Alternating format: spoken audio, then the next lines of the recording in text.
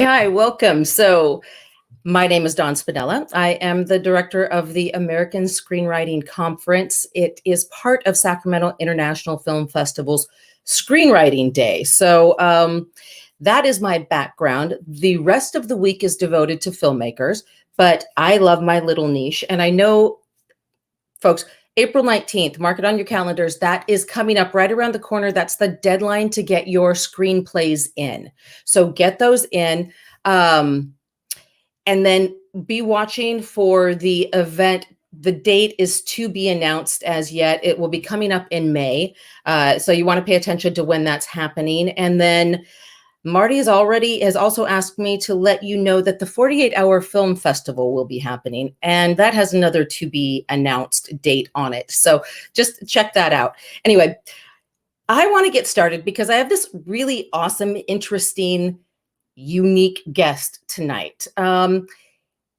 He has a really interesting background. He is an actor, a producer, a writer. He was a supermodel. And I think this was at a time, and we're going to find out more, when it was old school modeling. I don't think we have supermodels anymore, not like those days. And he was up there with them. And the story of how he became that supermodel is amazing. But he's had such an incredible life and so much experience in it that I wanted to have Mr. Hoyt Richards join us this evening to talk to us about everything he's learned, all of his great insight, and really about the experiences in his life that have led him to where he is now, and how those have played a really big difference in what he's doing, particularly when it comes to filmmaking. So let's introduce and welcome Hoyt Richards. Hello.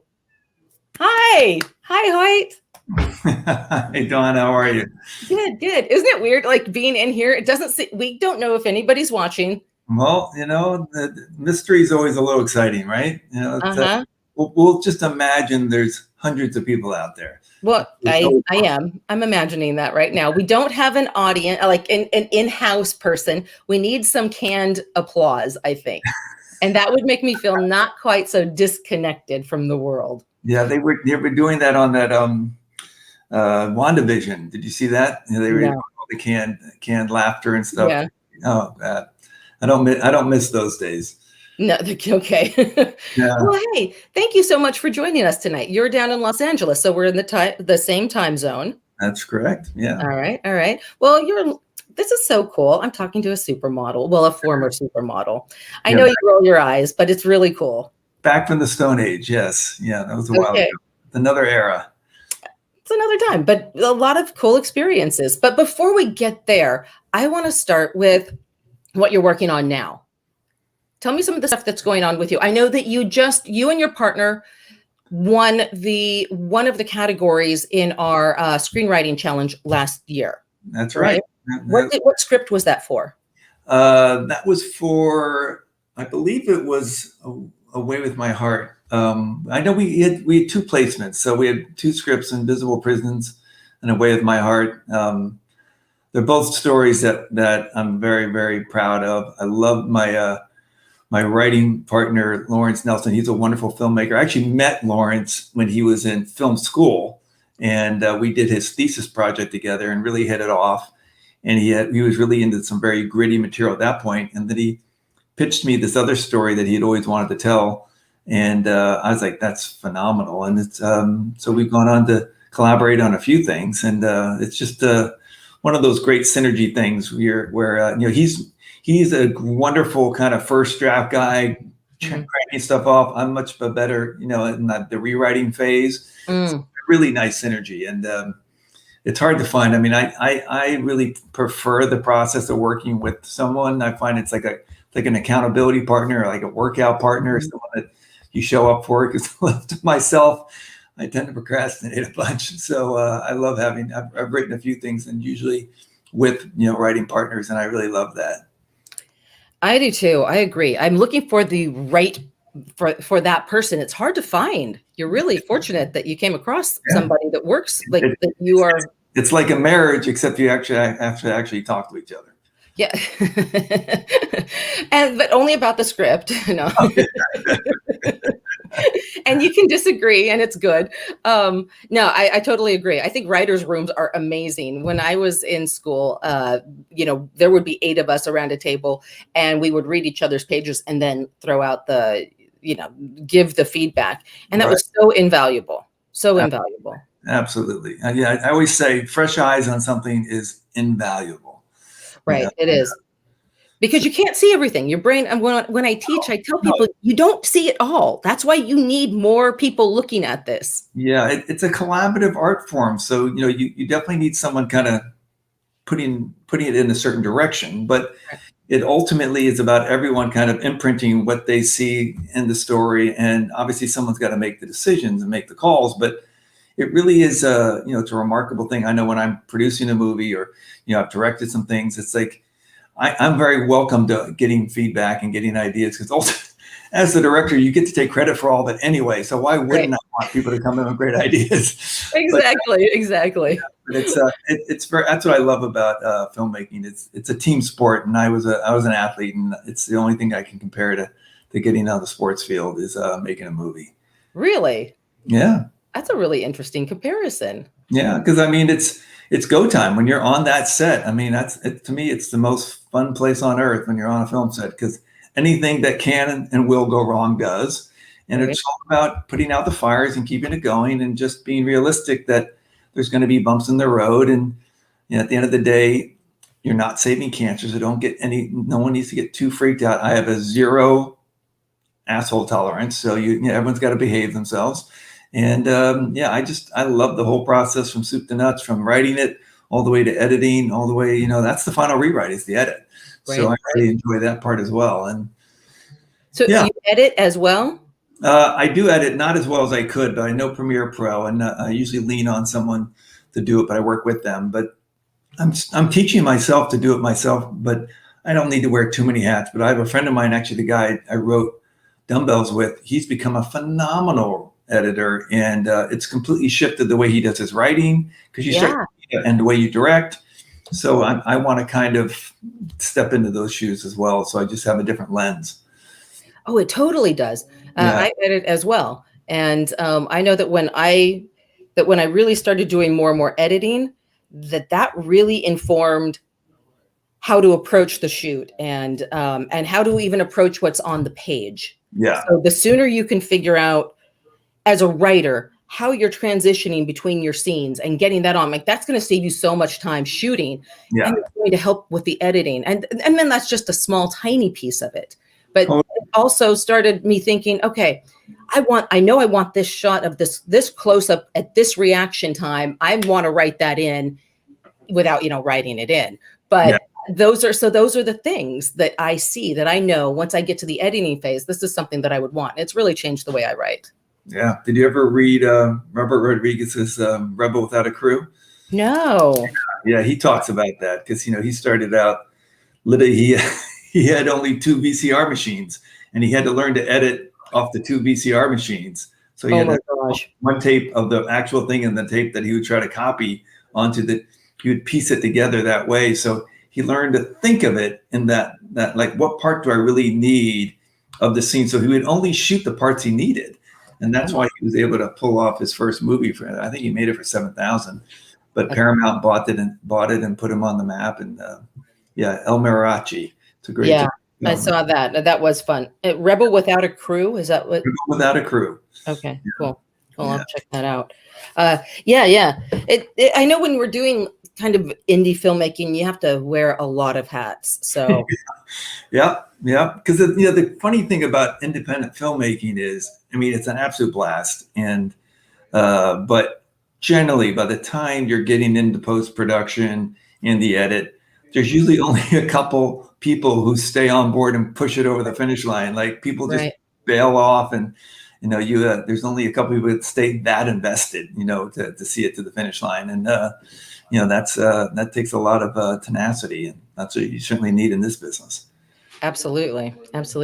So you got special mention for one, and you won with the other. Yeah. What's happening with those scripts now? Well, it's not the best time to fund an indie movie right True. now.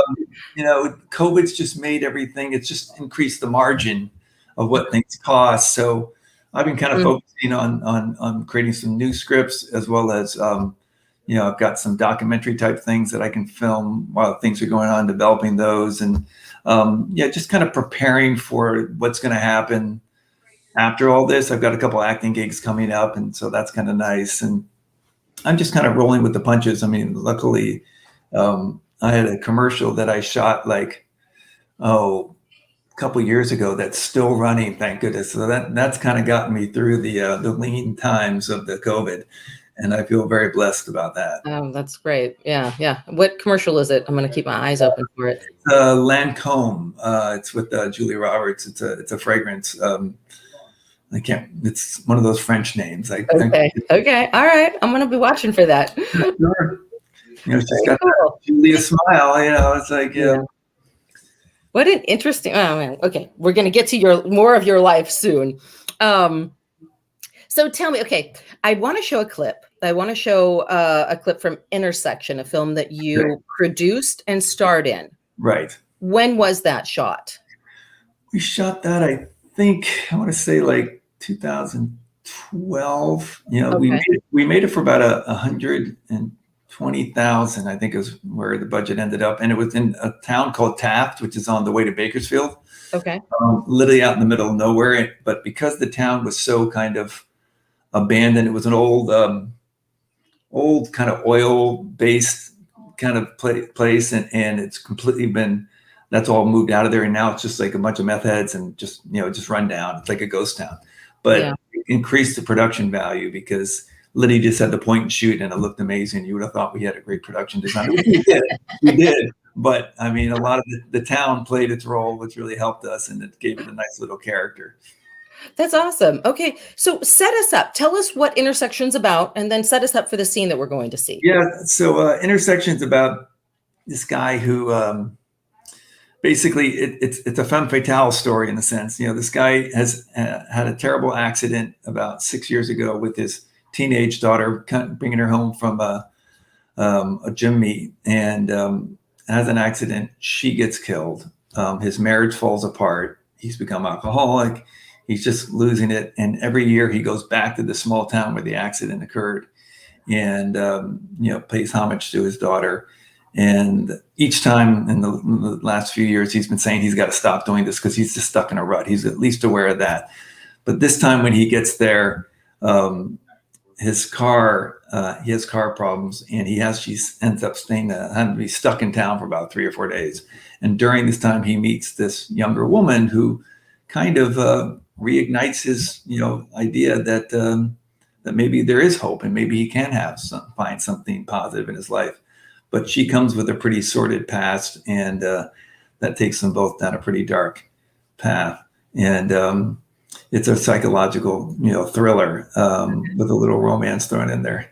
Okay. And what is the scene we're going to see? This is the meet cute.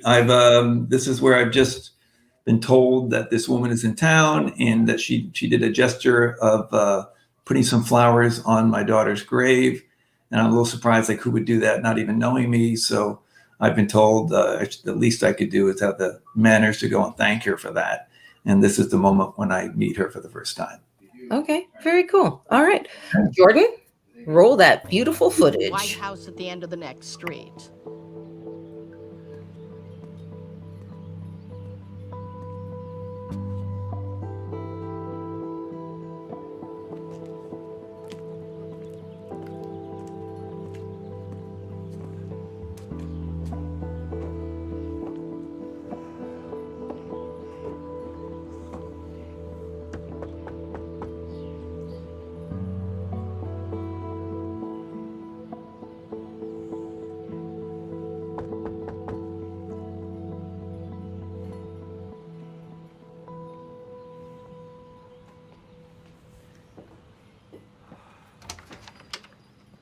Hello? Oh, hi. I'm sorry. Are you Nash? Yes. I'm Cobb Mills. Doris, she She told me that you put the roses on Tessa's marker. Yes, that was me. Your wreath just looks so lonely. Well, that was very thoughtful. Thank you. Well, I should be hitting the road. Can I ask what happened? I'm sorry. I hope I didn't offend you. No, but you don't know? Should I? Well, I just thought, you know, you're working with Doris, and well, she's kind of the town crier, so I. She just told me that you come into town once a year. She didn't say why. Well, if it's okay, I'd rather not get into it. Of course. Sorry. Well, it was nice meeting you. And you?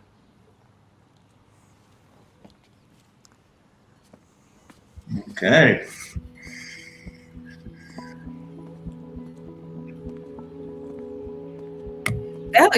That's nice.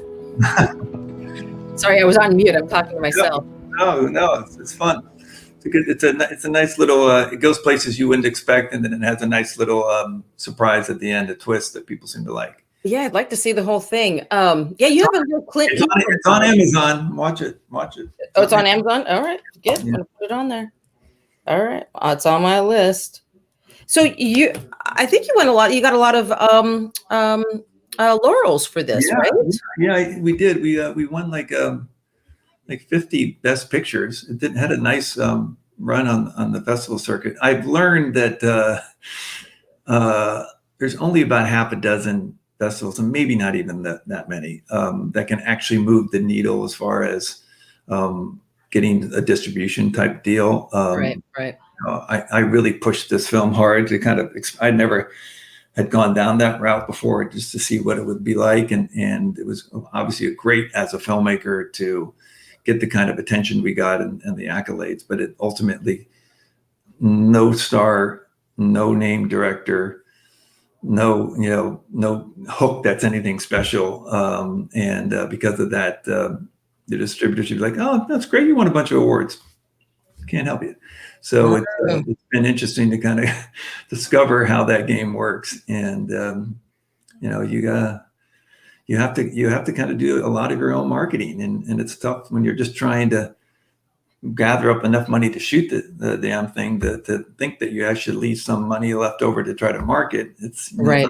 It's not something you're thinking about, and if you don't have that, then you can really be kind of caught between a rock and a hard place, and distributors will really make you aware of that. Yeah. It looked really good. What so did you go directly with a sales agent? How did you handle the distribution on this? Yeah, with that we actually we went to a company called IndieCan, and we were looking at several. No one was really giving us a great, the idea that you get money up front. That's pretty much a thing of the past. It might be changing now with Netflix and that sort of thing, but as far as we had a small theatrical release in just I think maybe 3 or 4 cities, but it was fun. We were in a theater here in LA, and that was a lot of fun. It was during the time. Do you ever hear that Movie Pass where you could go see movies Yeah, I heard about that. Yeah, that was one of the. I love that when that came out. I was seeing like 8, 9 movies a month. It basically you could see a movie a day. I think it cost like $10. I thought it was a scam. I'm like, this is too good to be true. There's no way. It was just a bad business model, but they were hoping that they'd get enough people that they could create the big data, because you never really know who shows up for the movie theaters. You just know the box office, but you don't actually know who they are, what kind of spending pattern they have, how many movies to go see. So this is the ploy that they tried to pull off, but the numbers, they would have to, even though I would go see like 7, 8 movies at a movie theater, I was only paying $10 a month, and they were having to pay the theaters as if I was paying real tickets. So they were taking a bath, and they just Yeah. I didn't see how that would be sustainable. No, it wasn't. Which is why I thought it was a scam. Yeah. So, It was a good thing while it lasted. It just didn't last too long. yeah. Yeah, it's too bad, darn it. Come see it based on the movie pass. I'm like, just get the movie pass, come check out the movie. So Yeah, yeah, yeah. So you learned a lot, though. You must have learned a lot about distribution and marketing going through that process with this film.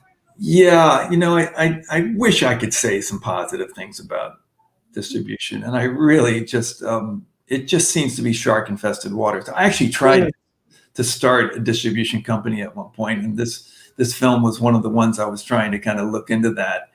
And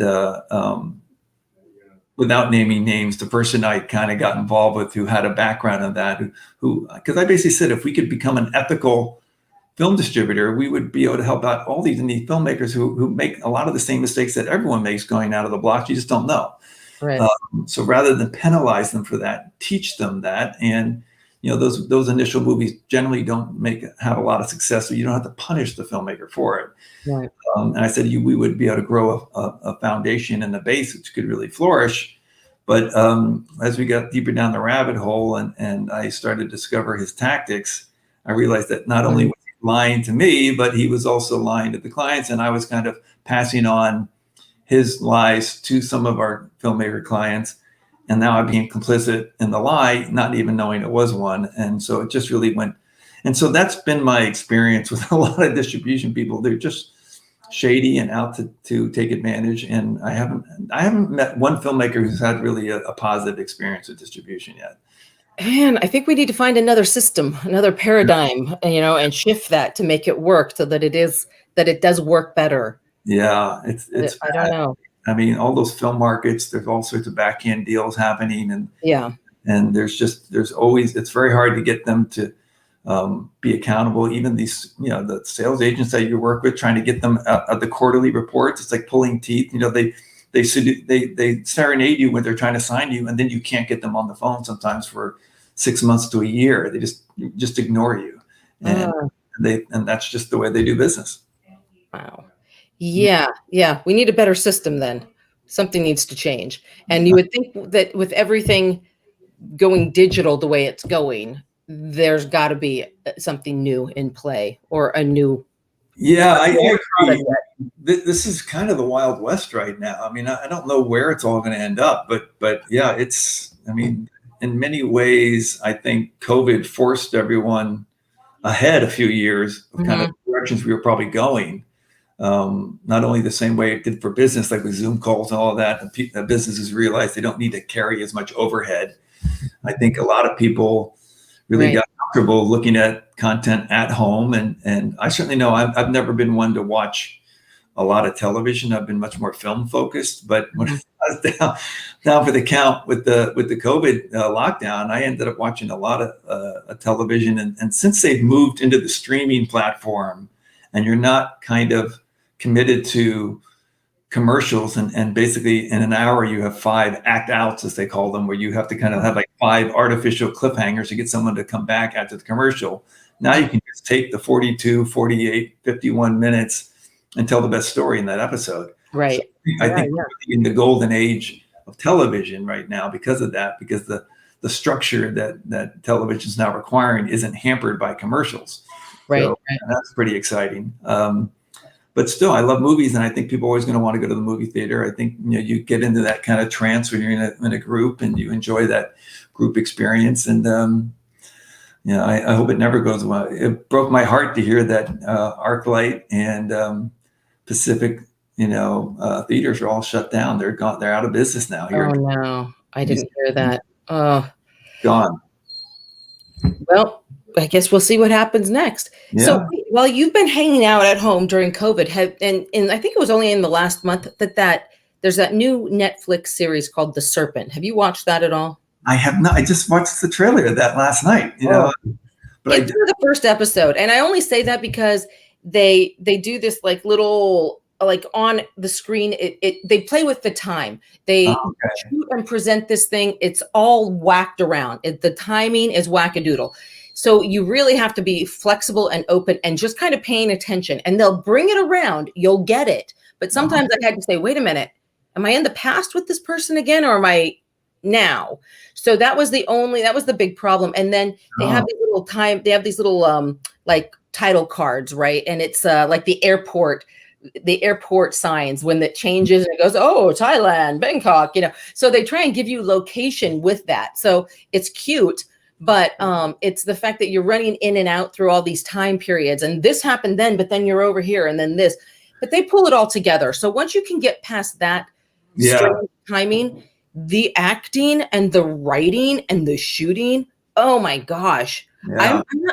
I'm not sure. I was like, by the second episode, I had to stop watching for certain parts during it because it was so real. It was so frightening, but it wasn't scary at all. I mean, It's not a thriller. It's the story about the serial killer.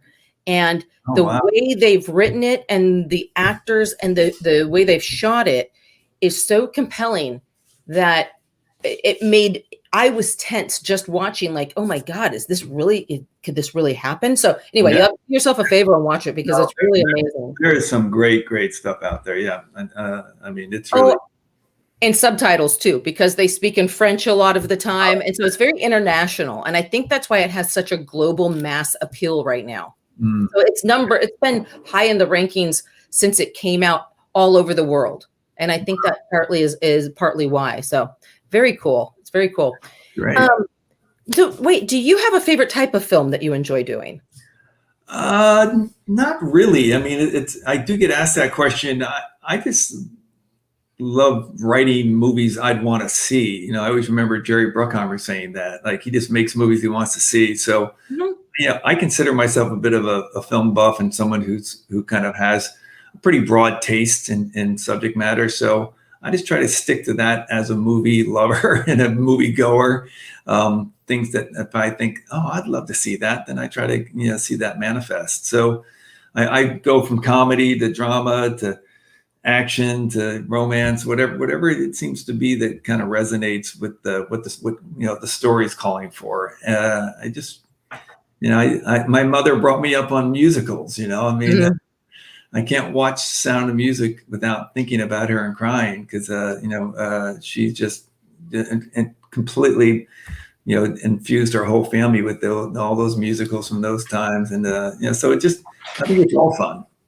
Oh, that's nice. That's nice. Well, okay. We've got another clip here from a comedy. Yes. I watched the trailer on Netflix and I loved it. I was like, this is a well-written, well-shot, well-acted feature. And I was surprised because it was you doing comedy. And I'd watched the trailer for Intersection before that. And I'm like, he's a dramatic actor, And it was very compelling. And then I saw you do the comedy. I'm like, oh, but he's a funny guy too. So Jordan, go ahead and cue up the dumbbells. But Hoyt, give us a little information about dumbbells. So this is kind of a semi-autobiographical story to some degree. My writing partner and I are really good buddies. This is another actor. We wrote this as a comedy vehicle for ourselves, knowing that he's actually a stand-up comedian. I don't normally get to do that funny stuff because people don't see me that way. So I really was very interested in trying to create a vehicle that would allow me to do that.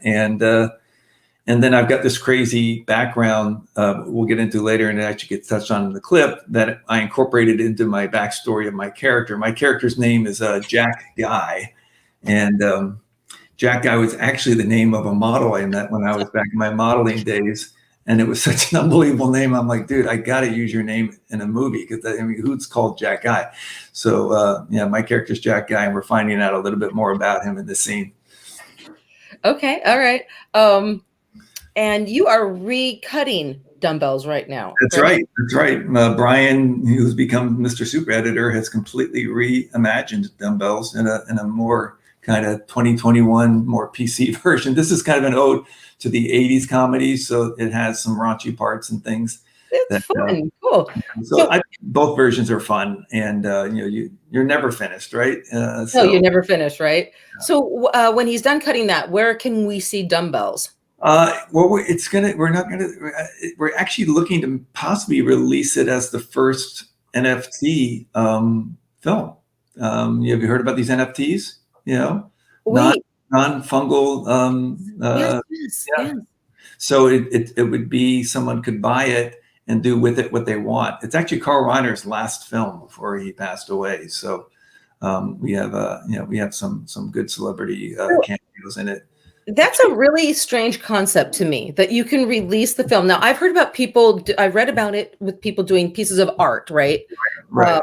And an image and that Right. kind of thing. But when you do this idea of taking the film, now that means it's theirs, it's privately owned, it's done. You can never show that again. Exactly. But if it's enough of an interest that you actually see some money back, because again, that's a quick way to see money back that for sure. So we'll see. We'll give it a try, and no one's tried it yet. So hopefully, that's really weird. Okay. But then I want to hear about how you guys work your distribution and what you did with Sure. on this. So Jordan, would you mind rolling dumbbells? It's a great title, by the way. Looking brighter. And there he goes, folks. Money manager Saul Rosenblatt Steinberg is being indicted on accusations of running a Ponzi scheme involving some of Hollywood's biggest names, many of whom are linked to the alleged cult known as Arcturian Lifestyles, which was first exposed by famous model and former member Jack Guy, who was also a victim in this tragic turn of events. Man, did he royally fuck those people. Back to you in the studio, Bob. Jack, are you okay? These electronic toothbrushes are amazing. I haven't had a cavity in over 10 years, you know that? Jack, sit with me, talk to me.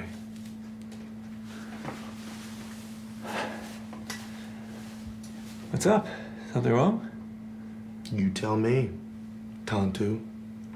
Adriana never loved me. She said she did, but she didn't.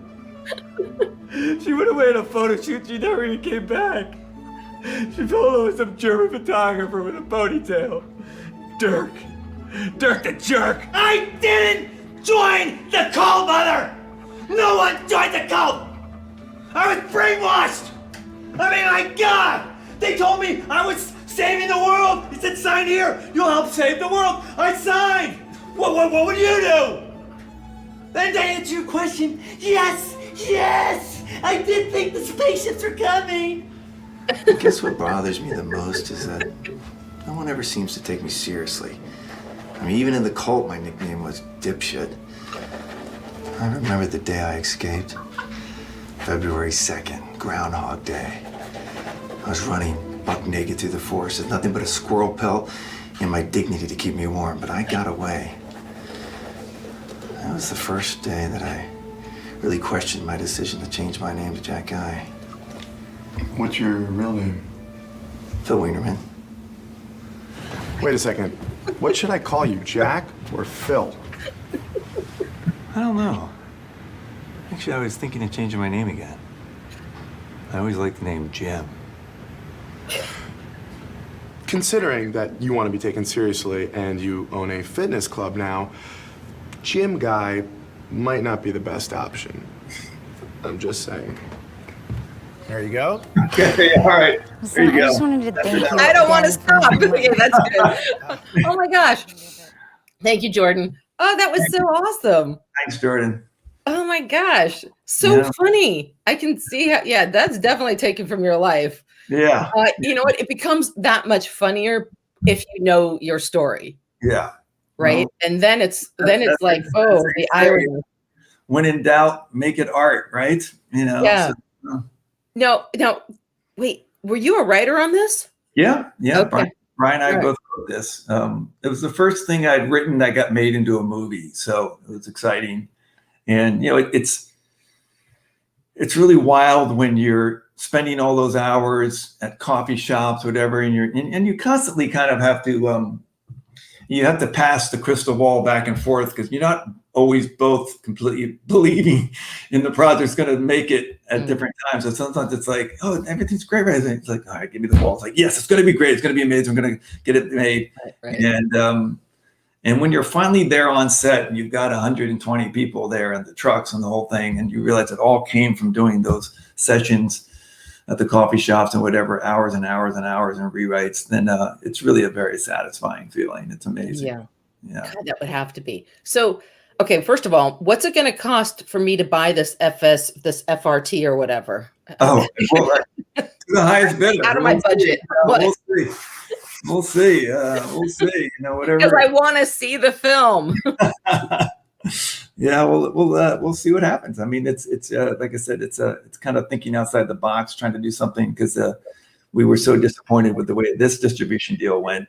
You know, that we got, you know, we had the movie got pirated. It was on YouTube. We had like 5 and 6 million views, like in a Portuguese version, a French version, which we didn't even know they were creating those versions. That was where the sales, agent had gone and sold to places that we never saw money for, and then it was sent to those countries and then pirated. And I mean, it was just a mess, and we never saw a penny. And you know, it was in a bunch of different countries, and it was on all the platforms, and we just, you know, they just kept saying, and we had actually put some marketing money into it, so we were supposed to be the first money out, and never saw a penny. You know, they just took everything. Yeah. We need a better system, because I have a feeling that movie's really, really good. And it's a shame. I mean, yeah. So, okay. So you've got Intersection, you've got Dumbbells, you're doing some acting, you're a funny guy, you're basing this on your life. I think we're going to transition into the Supermodel. And I did ask Hoyt if he would walk for us. He said no. So he's not doing any runway walks. I don't know if we might be able to get him to pose for us. Probably not. I imagine Blue Steel. I mean. Oh, yeah. You know, actually, the funny thing was I was called at one point when they were making Zoolander, because they were in the middle of reshoots, and they were considering reshooting like 4 scenes. And in the film, Jon Voight plays Ben Stiller's dad. And one of the scenes that Ben Stiller thought about was, we'll do a flashback scene where we find out my dad was also a model and couldn't make a left turn. And so I was going to be the young Jon Voight on the runway. And then they ended up not getting the money to shoot that scene. So I was almost in that film, but almost. I can't say that it even remotely portrays what the real experience is like, but it's a lot of fun. Right. Yeah. I would imagine. So okay, you were back before. I mean, I don't think we have supermodels anymore. I just don't think that. I don't recognize any names. Yeah, it's a different game now. I mean, I try to tell people that, you know, it was kind of its own kind of golden age. It was kind of the last one before we moved into this new cycle where, you know, at that time, photographers were king. And what I mean by that is they could anoint someone as the next it person, so to speak. And they were doing beautiful work, and it was all photography based. Now it's moved into this about influencers and followers. Everyone thinks they're their own photographer. They can take their own picture with the selfies and sort of things. So photography as a rule has been diminished, and certainly photographers have. And because of that, I think all of those dynamics, you just don't have the same sort of situation like we had before then. So yeah, I came in. If you want to think of it like a graduating class, I entered into the modeling business at the same time. Christy and Naomi and Claudia and Linda and all of them were all coming in, and they were very smart businesswomen. They really seized the opportunity and really transcended it in a way that no one did. And I just, to some degree, kind of followed their coattails. I mean, one of the things that's interesting about being a male model is I actually know what it's like to be sexually discriminated against as far as wages. I could make 1/50th of what Cindy Crawford could make in a year, and so I was basically a guy in a woman's business. So I know I can really be empathetic and an advocate for women when they get frustrated for not getting equal pay, because it's not a fun feeling. It's not great at all. And I really admired the way those girls ran those businesses. And to me, they were an era that I just don't think we'll ever see repeated. Right. So Jordan, do we have some pictures? I think we've got some photos. Hoyt, walk us through some of these photos. That was my first time working for Ralph Lauren. My dad and my brother also worked with Ralph Lauren. So okay, wait, Jordan, don't change this photo. I want to. Your dad and your brother too? Yeah. They also shot, because again, this is being shot by this great photographer, Bruce Weber, who was just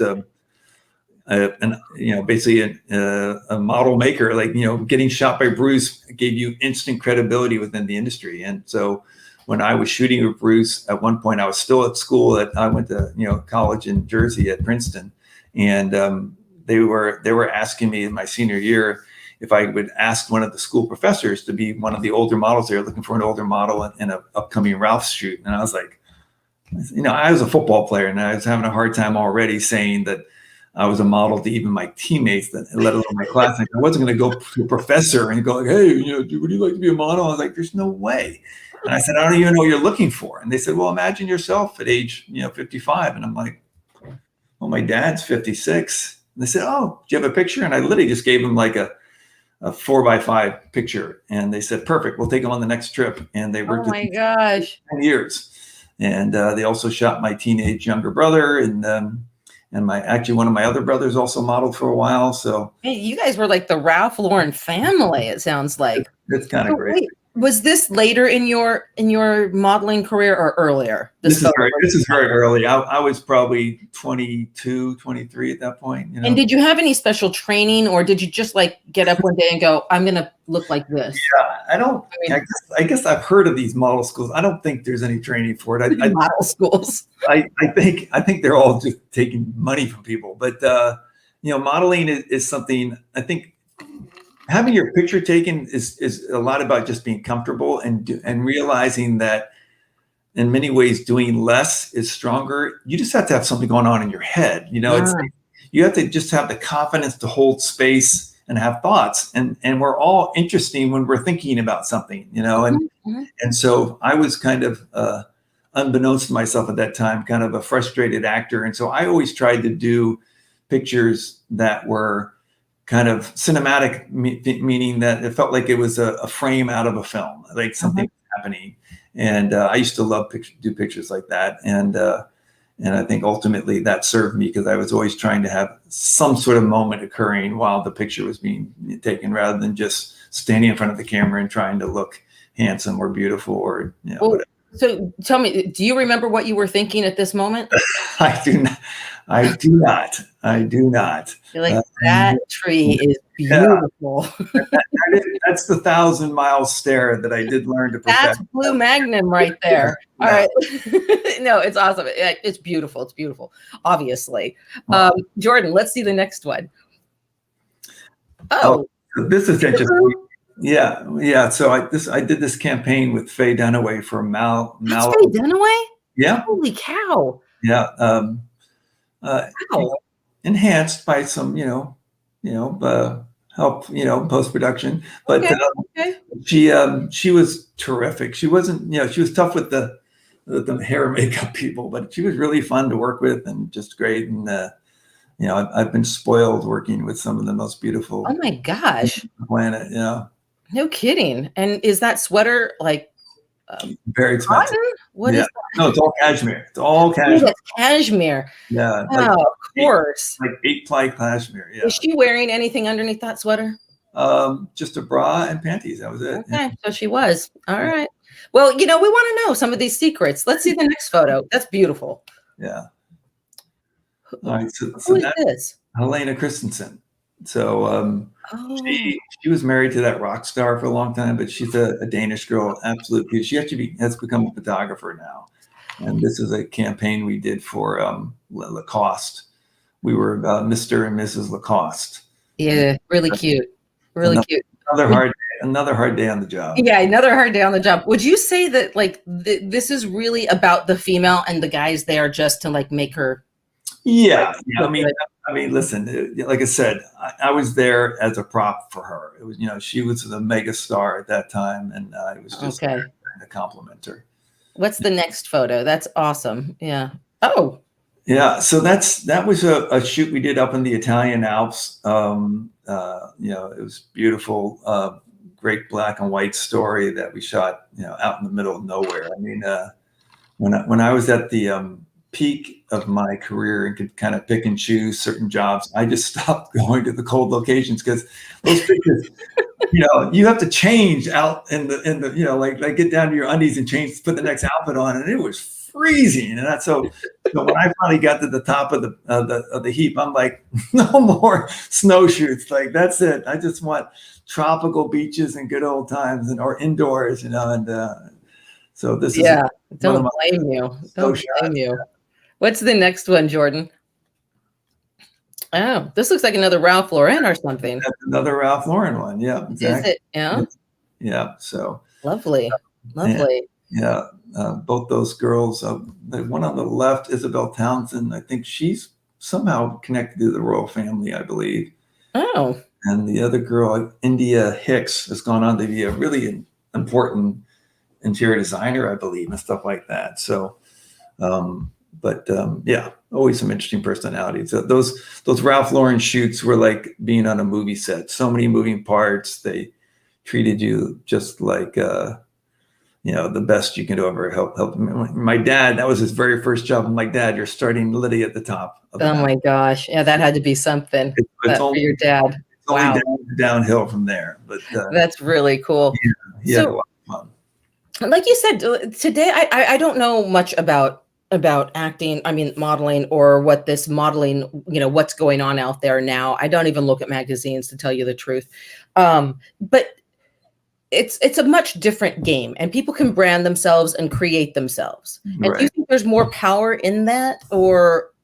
I don't know. I'm so out of the game right now. But I think this idea that having followers, whether it translates into greater sales, I just have doubts about that. And I just trying to think of it logically. Like if I'm some beautiful, young, sexy female model, and I've got 5 million followers, I'm probably guessing the majority of them are young boys or dirty old men just very excited to college. So they're not buying women's clothes. So you posting something about some fragrance or some item of clothing or whatever, I don't know if it actually translates into sales. I don't know. But I have yet to really investigate it. But that's just my kind of commonsensical kind of thing. Like, I'm curious to see if it really translates as far as value. It's certainly a currency now. It's like, I know for up and coming actors, a lot of times, even for commercials, if you don't have X amount of followers on social media, they don't even want to see the person in the commercial. Really? For commercials as well? Yeah. They're like, they figure, well, we might as well have people that have some sort of following. And so you're being eliminated just by not even, so it in my opinion, it's kind of breeding a narcissism, which is I'm not comfortable with, as far as, teaching these kids that they have to be constantly self-promoting, constantly showing themselves, constantly. I'm not a huge fan of it all, to be honest. Yeah. Wow. Very interesting. Because I'm the old guy now going, I remember the way we used to do it. And Right. What was wrong with that way? Okay. Now, Hoyt, I know you don't have any children, but if you did have a daughter and she's like, Dad, I really want to model, what advice would you give her? The most important thing is never feel like you ever have to compromise yourself. Like, nothing is so important that you would ever put if someone's trying to put you in a deceptive or take advantage of you in some way, that, you've always got the power to say no. I think the great thing about the modeling business is the opportunity to travel on someone else's dime. And I've been all over the world, and I've got friends all over the world, and it's an education that I just couldn't get anywhere else. And I think especially as being an American, and that we kind of get brainwashed in a way of like the American way is the only way and the best way and all those sort of things. And it's just not accurate. And until you actually get outside our borders and actually deal with people in their own countries and their own cultures, and they invite you in to see it from that point of view, it's not as easy to maybe capture when you're just tourists. But when I would actually get to, a lot of cities I'd go to repeatedly. I went to school in England for a year before I even went to college. I'm a huge Anglophile. I got a ton of English friends who are still some of my dearest friends to this day. And I just learned that I think developing a more international perspective is such an advantage, because it allows us to not only, see the advantages and things that are great about America, but the things that aren't so great, that, and understand why not everyone in the world thinks about America the same way Americans do. Right. Yeah. And there's a lot of things they do in these other countries that's different, but in many ways I admire. I mean, I remember my first time going to Milan, and I was still at school, and maybe I just graduated, but anyway, it was August, or just about to be August, and they were saying that this is the last job before we take off the month. And I'm like, what do you mean take off the month? She goes, well, it's August. We take off the month of August. And I'm like, you take off? She goes, yeah, the whole country does. I was like, that's not possible. You can't take a month off. It's like, what are you talking about? We always do that. And they do. They take the entire, and it's actually wonderful. I mean, you can really unplug and decompress and recharge when you have a full month off. And the only parts that stay open is the service industry, but there's certain things like that I couldn't wrap my head around. I mean, can you imagine America shutting down for a month in August? And not only that, no, I'm with you, because I traveled too, and they do that in Italy. But not only that, but they close down the stores from like 2 to 5 during that time period to go have these rests and lunch and relax, and then they have late dinners. Yeah. So you try to shop in the afternoon, and it's like, wait a minute, there's nobody here. So very different than America. It's great. It really is, and it's a different sensibility. I mean, in America, everyone's about owning a home. In Europe, it's much more about usually renting, or maybe you inherit something from your family, but usually you're renting and you use your disposable income to spend time with friends, going to nice restaurants or going on vacation. Like, it's all about quality of life and experiencing life, not necessarily having a house and being a slave to a mortgage. It's a completely different approach, and I really admire it in so many ways. Yeah, I like the idea of vacations. I need one after COVID. I really want to get away. But Hoyt, we are at that point where I want to transition just a little bit. Now we have a few minutes left to talk about the thing you made fun of in Dumbbells. You really did believe that there were men and aliens coming to get us. That's true. Yep. Yeah. I was in a religious cult for over 2 decades, from the time I started getting involved with them while I was still at university, and then I moved in with them after I graduated, and I stayed along with them until I escaped when I was 37. It took me 3 attempts to get away, but I finally did. And I didn't see my parents for 12 years. I was completely brainwashed. I thought the end of the world was coming. I think it's something that is very relevant today, even more so than when I was going through it. I mean, I think we're all so much more impressionable than we realize. We're all kind of more vulnerable than we realize. And this type of dynamic that I experienced was one of, I'll never beat myself up for what I signed up for. I thought I had this opportunity to become more enlightened, become a better person, less selfish, help my fellow man, help the planet. A lot of very noble aspirations tied to this kind of opportunity that I thought was at hand. And it took me about 20 years to figure out what I signed up for, and what it actually was very, very different, and something very dangerous and very destructive and very traumatizing. And so when I escaped, that was when I moved from the East Coast to the West Coast. And I ultimately went through some PTSD and had to figure out, it took me about a couple of years to even figure out what I'd been in was a cult. I hadn't identified it before I left. And then it was a matter of kind of picking up the pieces and trying to figure out what to do and how to make sense of it all, and how to reconnect with my family and my friends. And everyone's looking at you sideways, wondering, how the hell did this ever happen to you? And, it's something that I've learned that, trauma is not something that ever goes away. You have to make a conscious choice to deal with it and find a way to incorporate it and learn from it so it can actually become something empowering. I mean, I really believe we never get in a situation we can't handle. And ultimately, no matter how many knots we tie ourselves into to get ourselves in a situation we would never imagine, we can always untie them and learn from it. It's kind of the school of hard knocks, the way I kind of describe it.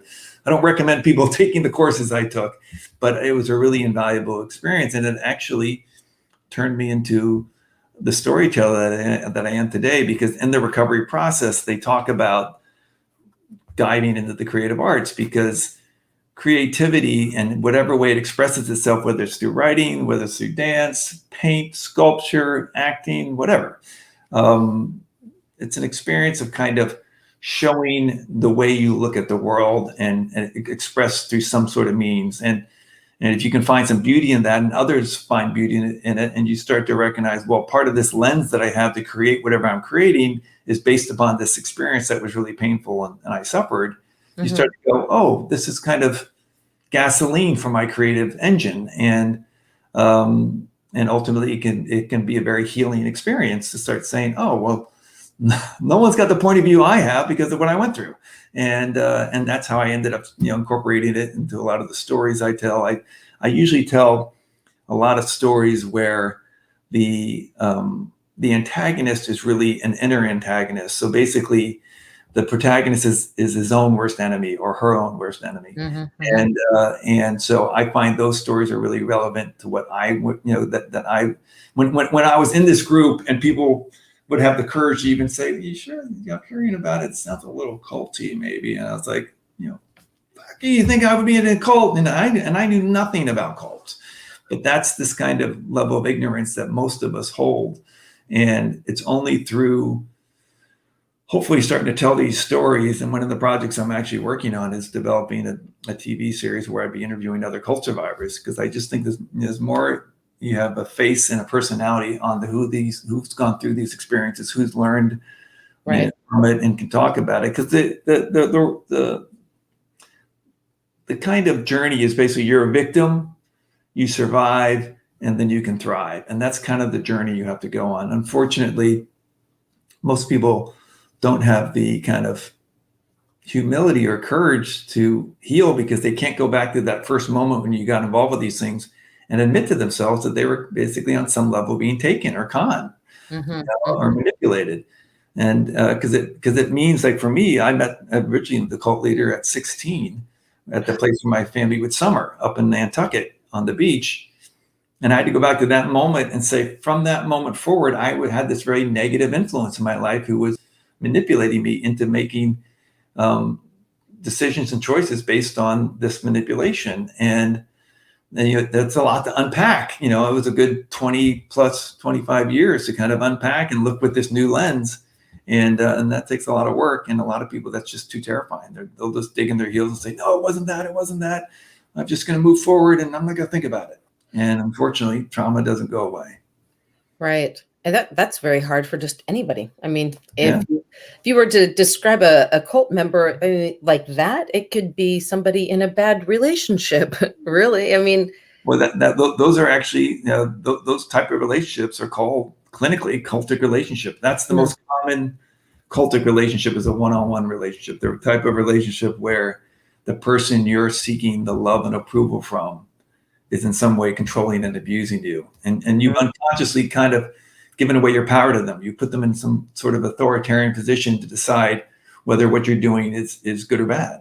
And and we really suffer. We really get traumatized by that type of relationship. But because it doesn't usually get properly diagnosed, and we don't register really how traumatic it is, like anything, if you don't get the proper diagnosis, you can't take the medicine, you don't heal. And so what ends up happening is the cycle begins of where you start drawing similar personalities into your life, because our psyche wants to make sense of things. So when you've had something and you've been traumatized by it and you have not dealt with it, it'll bring like a similar scenario, and hopefully you'll get it that way. And then it just keeps getting more and more. It's like the hammer keeps getting bigger and bigger until hopefully you finally get it. But that cycle doesn't have to happen if you diagnose it early on. What, excuse me, what was that moment when you said, I have to get out of here? And how did you do that? Well, it's a great question, and it's one I get asked a lot. And like, you would think maybe I had some sort of epiphany and like, oh my God, this is dangerous. It might be a cult. I should run and go away and get out of here. the opposite of that. I had no idea it was a cult. I was convinced at that point that that I was in some way holding the group back. I basically financed this group for 15 years, and Through your modeling career. Through my modeling career, Mm-hmm. and then I was trying to make sense of. There was a timeline we were on. The cult leader had died in 1990, but he was all into these prognostications and prophecy type of things, and he had prophesized that around the turn of the century there was going to be these terrible cataclysms, an apocalypse type, right, doomsday type of deal. Fear. Yeah, fear is well, what that does, like it's a writing term, it's like it's a ticking clock. It creates urgency. Like right. If you know this terrible thing's about to happen, it creates a lot of urgency. Like, are you going to be part of the problem, or are you going to be part of the solution? Right. Very effective device to manipulate. So as we're now, it was 1999. I'm still being Johnny Supermodel, jettisoning around the world, and I'm like in London or Stockholm or wherever. I'm looking around, like, doesn't seem to be any storms and tidal waves and hurricanes like he said was happening. If nothing else, the timeline's off. And based on some level, my critical thinking was coming back because I got brainwashed, and so I. You could say, fortunately or unfortunately, started to voice my doubts within the group, and I was immediately met with massive resistance, kind of painted as a blasphemer or a heretic. And they were thinking at this point that me being in the outer world was too dangerous. It's kind of like when you get involved in these things, it's very much like the way the Matrix was. It's like we pulled you out of the Matrix, and when each time you go back in the Matrix, you run the risk of getting sucked back in the Matrix. So they're like, he's getting sucked into the Matrix in essence, and we need to kind of bring him back. So they started shaving my head so I couldn't model anymore. And I was quarantined to our headquarters down in North Carolina. I had to be the first one up and the last one to bed, and do every type of work that no one else wanted to do. Kind of slave-like labor to teach me humility. And I really struggled with that. I'm looking in the mirror, I look like a convict, and I'm thinking, if I had hair, I could be in Paris or Milan right now with Cindy or Naomi and making 25 grand and kissing her probably. Like, I'd rather be doing that than scrubbing the toilet. I guess I'm not spiritual, and I was just deeply conflicted. I felt like I'm just awful. I'm so evil and terrible, and so I would have to face a verbal firing squad. I used to call it the hot seat. You would put someone down who was kind of misbehaving, and then you would be assaulted by whoever was around. It could be anywhere from 10 to 20 people, and verbally assaulted, verbally hammering you of how resistant you are and selfish, and you're just a piece of shit, and all this sort of thing. And I would literally go catatonic sometimes, and sometimes it would last for a couple hours, sometimes it would last for 10 or 12 hours, and it went on for about 9 weeks. And at that point, I had the realization that they were never going to give up. They were, in essence, the true seekers, and I was just broken and unfixable. And the least I could do was remove my dead weight so they could spend their time doing something more constructive than dealing with a lost cause like me. And that's how I started to get the machinations to figure I got to get a way out of here so that I can benefit the group. And I would say, in retrospect, I think that's kind of the human spirit finding some way, although that convoluted, to find some way to rationalize you getting out the door. And because it was only through that I got away, that I went into like a very deep depression, post-traumatic stress disorder is what they call it. And it took me almost 2 years to even consider the idea that maybe it's not just me, maybe the environment I was in has something to do with how terrible I feel about myself and everything. And that was when I started to investigate. And for years, people have been saying it was a cult. And I'm like, it can't be a cult. I would never join a cult. But again, that's a very ignorant point of view. And I was a big ignoramus at that time. I didn't know anything about it. So I got a book on the internet about cults. And the first 80 pages was how this guy had gotten indoctrinated. And you could have just changed the names. And I was like, right. And that was the beginning of the recovery. And so then I ended up ultimately taking the group down. I sued them. And then really? I went on a huge effort to kind of put my life back together, rebuild my relationship with my family and friends, and answer as many questions as I can. And then I've gotten very active in the cult survivor community. And I've worked with families, helping them get their kids out of cultic situations. And I've got a bunch of different cult-related projects I've got coming up. That's kind of my pet project. That's the taking the lemons and making lemonade as best I can. Yeah, well, that sounds like you're the right person to be able to do that, and it's definitely something you're familiar and knowledgeable about. How interesting! First-hand knowledge, yep, definitely. Right, really interesting, and clearly you can laugh at yourself. But it's also very relevant. Like right now, I would say a lot of people have had a very COVID relationship. A very cultic relationship with COVID, and what I mean by that is when you talk about fear, the fear that got exploded in the way this thing hit.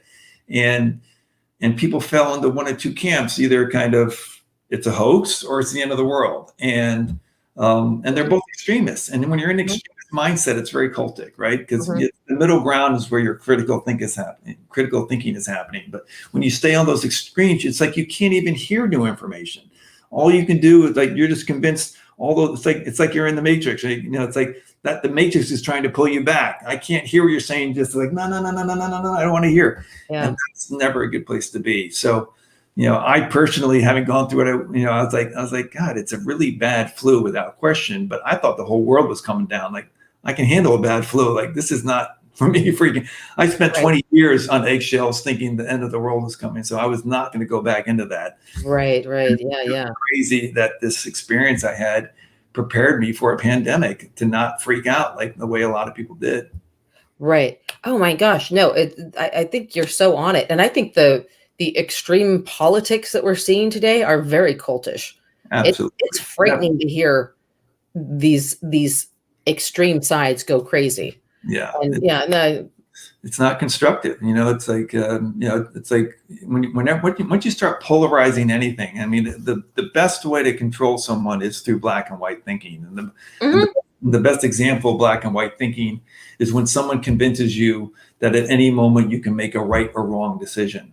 And, you get it in churches and things like that. And I would say, having lived a few years now, that we're constantly making choices without question. But any choice you make, you're going to learn from. So do you really quantify it, right or wrong? Like, you do the best you can. You make a choice, you hopefully learn from it. And to have it categorized negatively or positively, I think it is counterproductive. And that's the way that operates is you've given someone else, whether it might be a priest or some sort of authoritarian figure in your life saying, well, I did this and I don't know how I feel about it. And they're like, no, you shouldn't have done it. Shouldn't have done that way. 95% of the time. Maybe once in a while they'll throw you a bone like, oh yeah, that was good. It's good you did that. But usually it's a control tactic, and we need to think for ourselves. It's very hard. I think we're kind of predisposed as a race, because we're social creatures, to kind of take the line of least resistance and go along with the crowd and just not make waves. But you have to kind of fight that inner programming if we really want to become not only a leader in our own life, but possibly lead others. You have to really kind of say, listen, it's my predisposition to not do this. I need to really figure out what it is I want and articulate it and live it that way. And that is the only way I'm going to kind of do my own thing, because otherwise I'm just going to fall into the programming of like everybody else is and just follow along and going to get yourself in some pretty bad situations like I did. Right. Yeah, got it. Well, wow. What an interesting life. Hoyt, I appreciate you so much joining us this evening and sharing this amazing journey that you've been on. And and I hope that you'll join us again at some point. I'm sure I'll be talking to you again because there's so much, you're so interesting, and I'm going to want to know what the heck's going on with you anyway. So, and we want to see your films. We want to know what's going on. Yes. There's a lot. I've got some stuff coming up soon, and there'll be lots of things to talk about. So the best is still yet to come. I keep telling people I'm a late bloomer. Well, good. I think that you're blooming just fine. There's no late about it. You're right on time. Okay. Right? You're blooming on time. So, all right. Just hang out, Hoyt. I'm going to say, Jordan, I'm about to wrap this up. I want folks to remind them that April 19th is the deadline to get your screenplays in.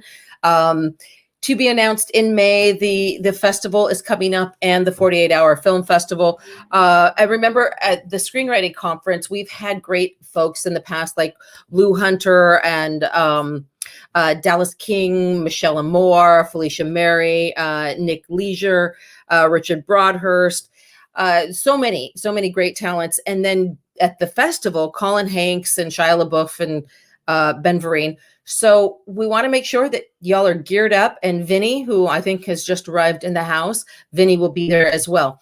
Thank you for joining us this evening, and I look forward to talking with you all again in the future. All right, I'm out of here.